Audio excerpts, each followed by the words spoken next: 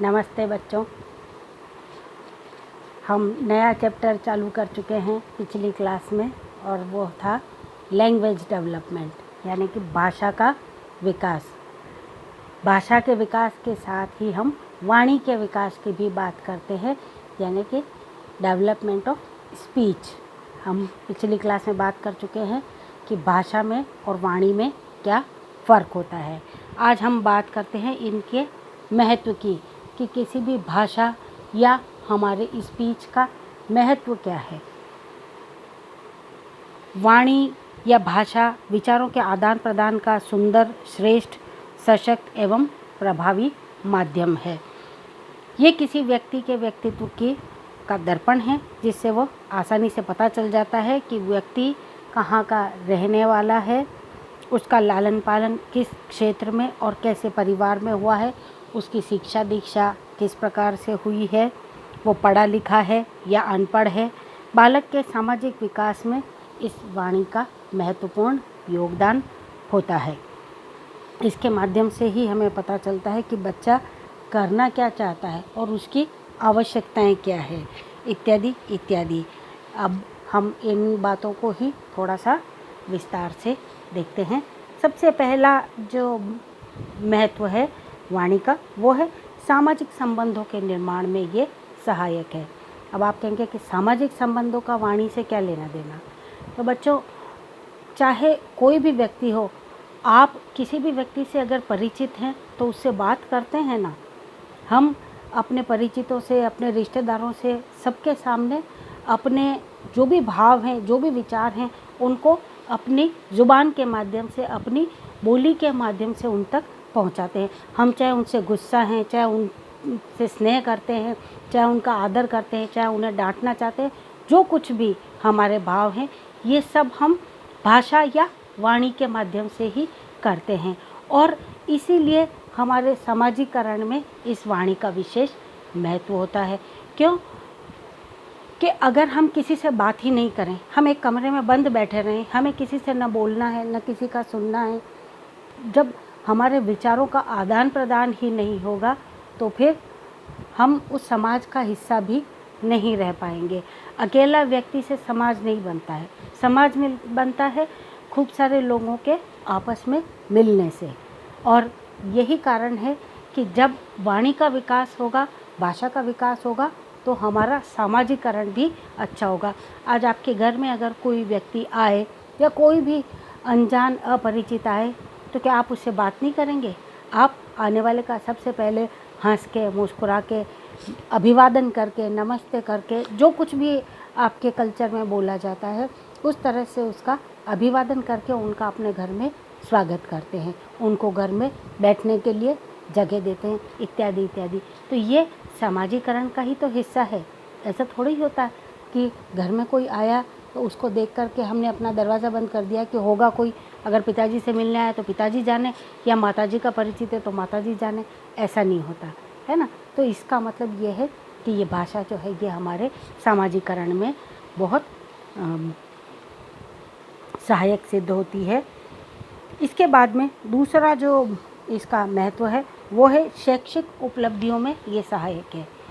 अगर भाषा का ज्ञान नहीं होगा, आज आप जो भी किताबें पढ़ते हैं, जो कुछ भी जानकारी, आज आप लोग सब ग्रेजुएशन कर रहे हैं, आपने 12वीं तक की सारी क्लासेस पास की हैं, तो क्या बिना भाषा के ज्ञान के आप वो सारा नॉलेज, वो सब ज्ञान आप हासिल कर सकते थे? अगर आपको भाषा नहीं आती, अगर आपको बोलना नहीं आता, लिखना नहीं आता, पढ़ना नहीं आता, इसका मतलब ये है कि इस भाषा के ज्ञान से या वाणी के विकास के कारण ही हमारा शैक्षिक जो उत्थान है वो भी संभव हो पाता है।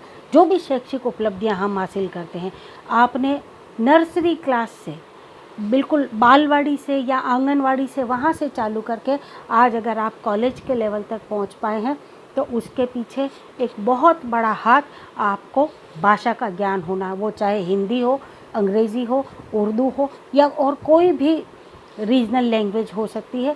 लेकिन जितनी भी हम देखते हैं कि हमारी किताबें हैं या ज्ञान से संबंधित सामग्री है, वो किसी न किसी भाषा के माध्यम से ही हमारे तक उपलब्ध हो पाती हैं।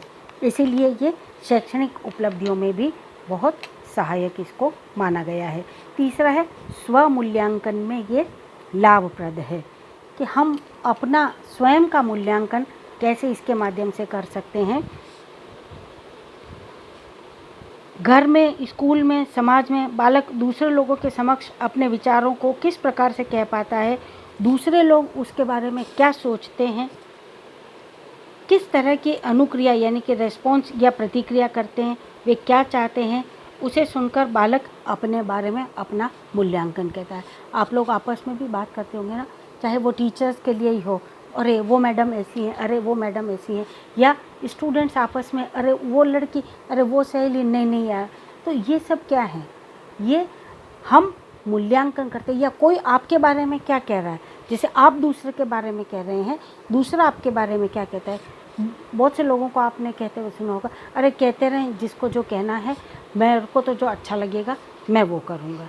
तो और दूसरी तरफ कई बार ऐसा भी होता है कि लोग बाग दूसरों की बात सुन कर के, या कोई व्यक्ति दूसरों की बात सुन कर के उसको ये रियलाइज़ होता है कि नहीं मैं गलत था, और वो अपनी व्यक्तित्व में या अपने व्यवहार में वो परिवर्तन लेकर के आता है। तो इसका मतलब ये है कि वो पहले हर व्यक्ति इसी भाषा के माध्यम से अपना मूल्यांकन करता है कि मैं कौन हूँ, मैं कैसा हूँ, दुनिया मुझे किस नज़र से देखती है, इत्यादि इत्यादि। और इस मूल्यांकन के माध्यम से ही फिर वो अपने व्यक्तित्व में जो भी उचित परिवर्तन उसको लाने होते हैं वो लेकर के आ पाता है। फिर आता है नेतृत्व विकास में सहायक है, हेल्पफुल इन लीडरशिप। अब आप कहेंगे कि लीडरशिप का भाषा से क्या लेना देना। बच्चों, आपने क्रांतिकारियों के बारे में सुना है। हमारे देश को आज़ादी दिलाने में बहुत सारे क्रांतिकारियों का योगदान था। आप जानते हैं उन क्रांतिकारियों ने अपने विचार या उनमें जो भी कार्य करने की क्षमता थी उनको कैसे सुंदर शब्दों में ढाला और समाज तक पहुंचाया या देश की जनता तक पहुंचाया। जैसे ऐसे ही क्रांतिकारी नेता का नारा था, तुम मुझे खून दो मैं तुम्हें आज़ादी दूंगा। किसी एक दूसरे नेता का नाम था, नेता का संदेश था, स्वराज मेरा जन्मसिद्ध अधिकार है। किसी ने कहा इनकलाब जिंदाबाद, किसी ने कहा अंग्रेज़ों भारत छोड़ो, इत्यादि इत्यादि। तो ये सब क्या हैं, अगर उनको अगर भाषा का ज्ञान नहीं होता, उनको अगर बोलने का सलीका नहीं होता, वाणी का विकास अगर उनका नहीं हुआ होता, तो क्या उनमें ये नेतृत्व क्षमता आ पाती।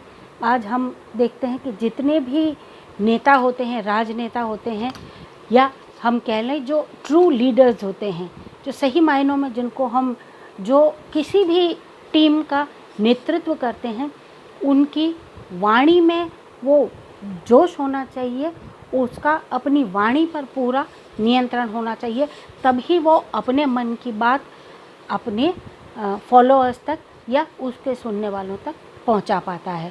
तो एक अच्छे नेतृत्व के लिए, एक अच्छे लीडरशिप के लिए भाषा का विकास होना, भाषा का पूर्ण ज्ञान होना बहुत ही ज़रूरी है। फिर आता है सामाजिक समायोजन में भी ये सहायक है, हेल्पफुल इन सोशल एडजस्टमेंट। भाषा सामाजिक समायोजन में भी अमूल्य भूमिका निभाती है। भाषा के माध्यम से ही व्यक्ति समाज में अपना ऊंचा स्थान बना पाता है, जिससे उसका सामाजिक समायोजन अच्छा होता है। या बालक जिसका शब्द भंडार यानी कि वोकेबलरी जितनी ज़्यादा अच्छी होती है, उसको आसानी से अपने भावों को, अपने विचारों को समाज में व्यक्त करने का मौका मिल पाता है। वो अपनी वाणी से दूसरों का ध्यान अपनी ओर शीघ्रता से आकर्षित कर लेता है, फलस्वरूप उसका सामाजिक समायोजन अच्छा होता है। एक गूंगे व्यक्ति की व्यथा या पीड़ा को वही व्यक्ति समझ सकता है जो उस दौर से गुजरा हो, अन्यथा हमारे लिए बहुत मुश्किल हो जाएगा। अब कोई अगर गूंगे व्यक्ति का दर्द भी हो रहा है कहीं, तो वो हमें बताएगा कैसे, कैसे बोलेगा वो, जब उसका वाणी उसके पास है ही नहीं। तो उसको अपनी भावनाएं, वो चाहे सुख की हों चाहे दुख की हों, सिर्फ जेस्चर्स के माध्यम से, हाव भाव के माध्यम से ही उस कंडीशन में हमको पता लग पाता है। अन्यथा आज हमें ज़रा सा भी तकलीफ़ होती तो हम तुरंत अपने घर परिवार वालों को कहते थे, अरे मम्मी मेरे यहाँ दुख रहा है, वहाँ दुख रहा है, सिर दुख रहा है, हाथ में दुख रहा है, पेट में दुख रहा है, व्हाटएवर इट इज़, जो भी परेशानी हमारी होती है हम तुरंत बोल करके बता देते हैं। किसी से गुस्सा होते हैं तो भी बता देते हैं, किसी को हम प्यार करते हैं, पसंद करते हैं तो भी हम उसको बोल करके बता पाते हैं। और फिर आता है मानव के विकास में सहायक है, human development, helpful in human development. भाषा का मानव के साथ में घनिष्ठ संबंध है, मानव विकास की ये आधारशिला है। मानव एक सामाजिक प्राणी है और इस नाते वो अपनी बातों का आदान प्रदान दूसरों के समक्ष करता है और अच्छी बातों को जीवन में अपनाता है। जितनी भी संस्कृति और सभ्यताएं हैं, इन सब का विकास भाषा के कारण ही हो पाया है। आज हम देखें, चाहे किसी भी सभ्यता, किसी भी संस्कृति की बात करें तो उनके जो भी अच्छी बातें हैं वो कहीं ना कहीं लिपिबद्ध हैं, यानी कि हमको बुक्स की फॉर्म में, नोट्स की फॉर्म में, किसी न किसी रूप में लिखित में मिलती हैं। यहाँ तक कि कहानियों और किस्सों के रूप में भी हमारे तक, हमारी जो भी संस्कृति है, जो भी कल्चर है, वो हम तक पहुँचता है। और फिर सभ्यता और संस्कृति के हस्तांतरण में आज हज़ारों साल पहले हमारे वेदों में क्या लिखा हुआ था, वेदों ने क्या कहा था, या कुरान शरीफ में क्या कहा गया, या गुरु ग्रंथ साहिब में क्या कहा गया, या गीता में क्या कहा गया, या रामायण में क्या कहा गया, या बाइबल में क्या कहा गया। हम किसी भी धर्म की बात करें, किसी भी संस्कृति की बात करें, ये सब बातें जब कही गई थी, जिन व्यक्तियों ने कही थी, हमने तो उन्हें नहीं देखा, लेकिन हम आज भी उनकी बातों को फॉलो करते हैं, उनकी बातों का अनुसरण करते हैं। और ये कैसे संभव हो पाया? उनकी कही बातों को कहीं न कहीं किसी न किसी ने लिपिबद्ध किया और भाषा के माध्यम से हमारे तक पहुंचाया। आज बहुत सी बार हम अपने घरों में भी सुनते हैं कि हमारे बड़े बुजुर्ग कह गए, मम्मी पापा हमें हमेशा यही बात कह करके सिखाते कि नहीं, अपने घर की परंपरा रही है, अपने बड़े भी ऐसा करते हैं, इसलिए हमें भी ऐसा करना है। तो ये सब कैसे संभव हो पाया? अगर ज़ुबान नहीं होती, अगर बोलना नहीं आता, तो एक पीढ़ी से दूसरी पीढ़ी तक ये कल्चर, ये संस्कृति कभी भी नहीं पहुंच पाती। इसीलिए कहा गया है कि सभ्यता और संस्कृति के हस्तांतरण में भी इस भाषा का बहुत महत्वपूर्ण रोल है। और फिर साहित्य के सृजन में सहायक है। ऑब्वियसली हमने पहले ही बात करी है कि भाषा सिर्फ बोलने का नाम नहीं है, भाषा लिखना, पढ़ना, बोलना, सभी चीज़ें उसमें शामिल होती हैं। तो जब नॉलेज है, हमें लिखना आ गया, हम अपनी बातों को, अपने विचारों को लिपिबद्ध कर पाते हैं और वही हम साहित्य के रूप में देखते हैं। फिर वो चाहे किसी भी भाषा का साहित्य हो, दुनिया के किसी भी कोने में इतनी भाषाएं बोली जाती हैं, सैकड़ों तरह की भाषाएं बोली जाती हैं और हर भाषा का अपना साहित्य होता है। और सामाजिक मूल्यांकन में सहायक है, हेल्पफुल इन सोशल इवैल्यूएशन। भाषा का सामाजिक मूल्यांकन में बहुत बड़ा योगदान है। बालक जिस प्रकार दूसरों की भाषा सुन करके अथवा उनकी मुख अभिव्यक्ति को देख करके उसका मूल्यांकन करता है कि सामने वाला खुश है, मुझसे नाराज़ है, मेरे ऊपर प्रसन्न है, या वो बात नहीं करना चाहता है, सुस्त है, जो भी उसके भाव होते हैं, हम उसका मूल्यांकन कर पाते हैं। ठीक उसी प्रकार समाज के लोग भी बालक का मूल्यांकन उसकी भाषा या वाणी को सुन करके ही करते हैं।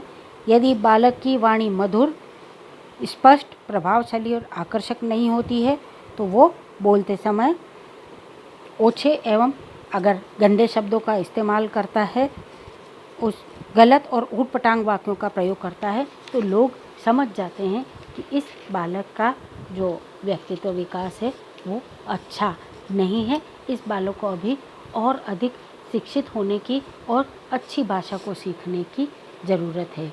और सबसे अंत में है, लेकिन सबसे महत्वपूर्ण है कि ये हमारे व्यक्तित्व विकास में सहायक है, पर्सनैलिटी डेवलपमेंट में मददगार है। हमने अभी तक जितनी बातें की है उन्हीं सब का निचोड़ है कि अभी जैसे हमने बात करी थी कि हम एक दूसरे का इवैल्यूएशन करते हैं कि कोई कैसी बात कर रहा है, किस तरह से बात कर रहा है, और हमारी भाषा के माध्यम से ही हमारे व्यक्तित्व का पता लगता है कि हम ईर्ष्यालु हैं, हम झगड़ालू हैं, हम प्रसन्नचित्त रहते हैं, हम दूसरों से ईर्ष्या करते हैं, या हम दूसरों को पसंद नहीं करते, या हम एकाकी रहना पसंद करते हैं, या हम मिलनसार हैं, इत्यादि इत्यादि। किसी भी तरह की हमारी पर्सनैलिटी हो, वो सब इस भाषा के माध्यम से ही विकसित हो पाती हैं। आज के लिए इतना ही। अगली क्लास में इसी विषय को हम आगे बढ़ाएंगे। तब तक के लिए अपने अपने घरों में रहें, सुरक्षित रहें, अपना ध्यान रखें, परिवारजनों का ध्यान रखें। धन्यवाद।